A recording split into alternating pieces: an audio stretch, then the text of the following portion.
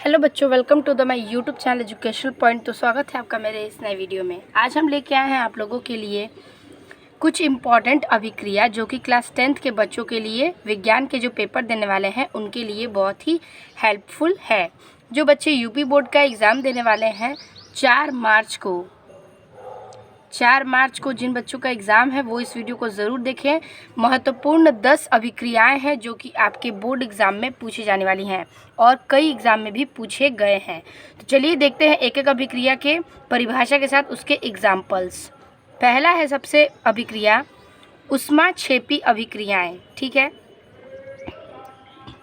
Exothermic reaction. ठीक है, तो इसको क्या कहते हैं? तो देखिए, वे अभिक्रियाएं जिनमें अभिक्रिया के दौरान ऊष्मा उत्पन्न होती है। वे अभिक्रियाएं जिनमें अभिक्रिया के बाद ऊष्मा उत्पन्न होती हैं उसे हम ऊष्माक्षेपी अभिक्रिया कहते हैं। ठीक है, तो ये आपको यहाँ पे समझ में आ रहा है कि जिस अभिक्रिया के दौरान यानी कि अभिक्रिया करने के बाद अगर ऊष्मा उत्पन्न हो तो उसमें हम ऊष्माक्षेपी अभिक्रिया कहते हैं। जैसे कि C यानी कि कार्बन प्लस O2 ऑक्सीजन, इन दोनों की क्रिया कराएंगे तो प्राप्त होगा CO2 यानी कि कार्बन डाइऑक्साइड गैस। तो ये प्लस ऊष्मा, तो ऊष्मा तो प्राप्त ही होगी। तो ये था इसका परिभाषा और एग्जाम्पल। अगला है दूसरा हेडिंग जो कि है ऊष्मा शोषी अभिक्रिया। इसमें लिखेंगे एंडोथर्मिक रिएक्शन। ठीक है, तो ये अभिक्रिया कैसे होगी? तो देखिए, वे अभिक्रियाएं जिनमें ऊष्मा अवशोषित होती है ऊष्मा शोषी अभिक्रिया कहलाती है। इसमें जो ऊष्मा है वो अवशोषित होगी यानी कि ऑब्जर्व कर लेगी, तो ऐसी क्रियाओं को ऊष्मा शोषी अभिक्रिया कहते हैं। जैसे कि C+H2O प्लस ऊष्मा। ठीक है, C+H2O प्लस ऊष्मा यानी कि कार्बन भाप और ऊष्मा इज इक्वल टू CO यानी कि कार्बन मोनोऑक्साइड प्लस H2 यानी कि हाइड्रोजन। तो ये दोनों प्राप्त होते हैं, कार्बन मोनोऑक्साइड और हाइड्रोजन। तो ये हो गया ऊष्मा शोषी अभिक्रिया। तीसरा अभिक्रिया है विस्थापन अभिक्रिया।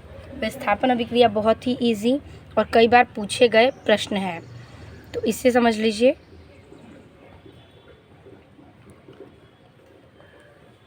यानी कि डिस्प्लेसमेंट रिएक्शन अभिक्रिया, यह अभिक्रिया जिसमें अधिक सक्रिय तत्व कम सक्रिय तत्व को विस्थापित करता है।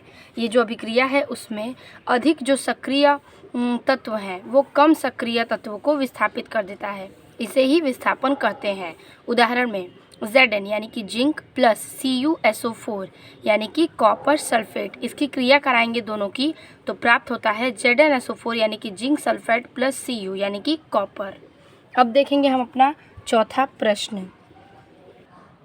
चौथा अभिक्रिया है द्विविस्थापन अभिक्रिया यानी कि डबल डिस्प्लेसमेंट रिएक्शन। ठीक है, तो ये बहुत ही इम्पॉर्टेंट है, मोस्ट इम्पॉर्टेंट है। ठीक है, द्विविस्थापन अभिक्रिया, यह अभिक्रिया जिसमें दो आयनिक यौगिकों के विलयन इस प्रकार अभिक्रिया करते हैं कि उनके ऋणायनों की अदला बदली हो जाती है। यानी कि इसमें दो आयनिक यौगिक इस प्रकार अभिक्रिया करते हैं कि उनके ऋणायनों यानी कि ऋणात्मक के जो आयन है उसमें अदला बदली हो जाती है और इसी क्रिया को द्विविस्थापन अभिक्रिया कहते हैं। उदाहरण में लिखेंगे BaCl2 प्लस Na2SO4, इसकी क्रिया कराएंगे तो प्राप्त होगा, बदला बदली करेंगे यानी कि इसका इससे क्रिया करा देंगे और इसका इससे, तो BaSO4 प्लस 2NaCl ये प्राप्त होता है। ठीक है, तो ये हो गया आपका द्विविस्थापन अभिक्रिया। पांचवा अभिक्रिया है रिडॉक्स अभिक्रिया। ठीक है,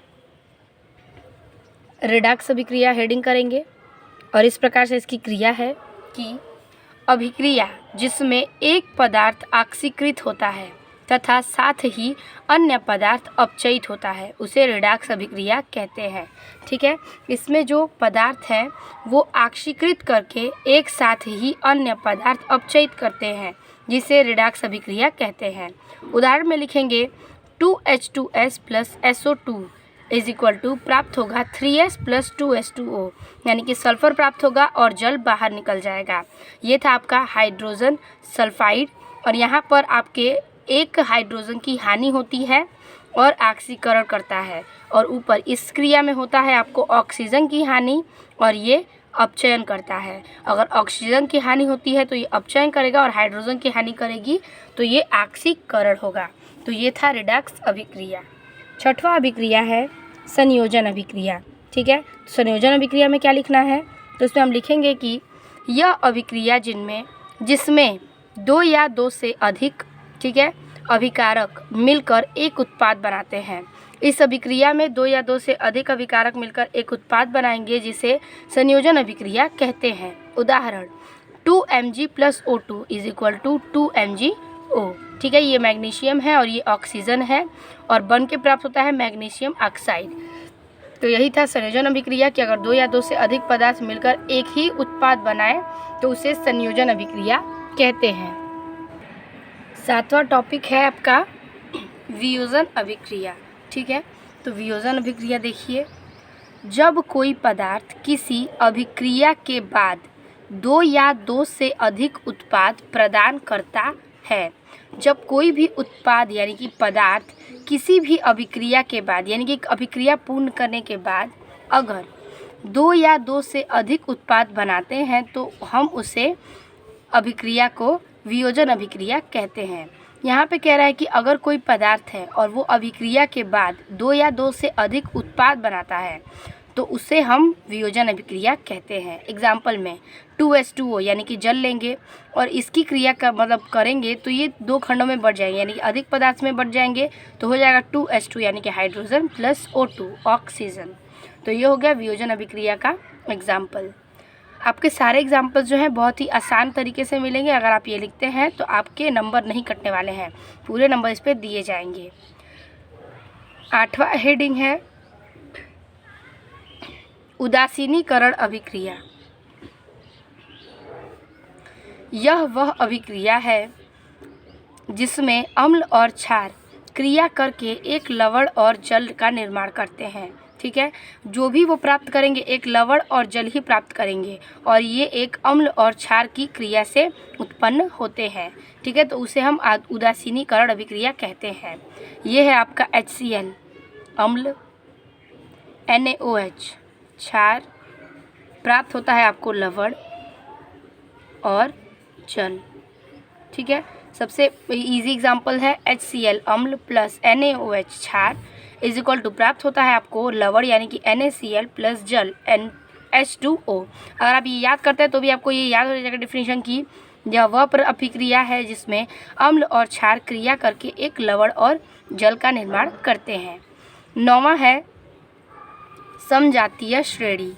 इसमें लिखना है कि ये बहुत इंपॉर्टेंट है और कई बार पूछे जा चुके हैं क्लास 10th के एग्ज़ाम में।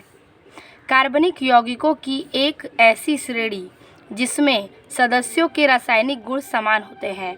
ठीक है, जो कार्बनिक यौगिक की ऐसी श्रेणी है इसमें सदस्यों का रासायनिक गुण समान है उसे हम समजातीय श्रेणी कहते हैं। ठीक है, इसके जो रासायनिक गुण होंगे वो एक समान होंगे और उसे ही हम समजातीय श्रेणी कहेंगे।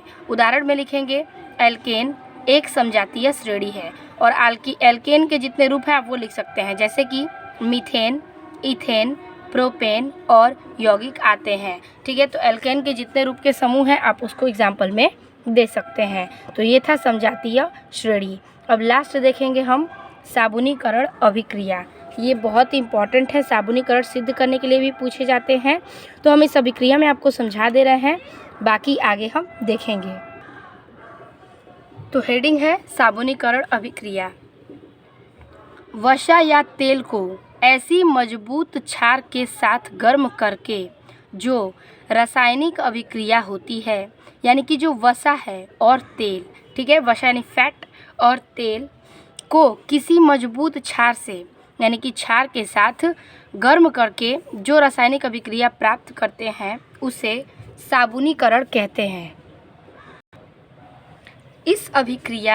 इस प्रक्रिया में वसा या तेल साबुन और ग्लिसरॉल में बदल जाता है। क्या होता है, ये जब प्रक्रिया होती है वसा और तेल की तो इसमें साबुन और ग्लिसरॉल में ये क्रिया बदल जाती है। साबुन बनाने के लिए इस प्रक्रिया का इस्तेमाल व्यापक रूप में किया जाता है। ठीक है। साबुन अगर बनाते हैं तो इसकी प्रक्रिया का इस्तेमाल व्यापक को बनाने में किया जाता है, व्यापक के रूप में।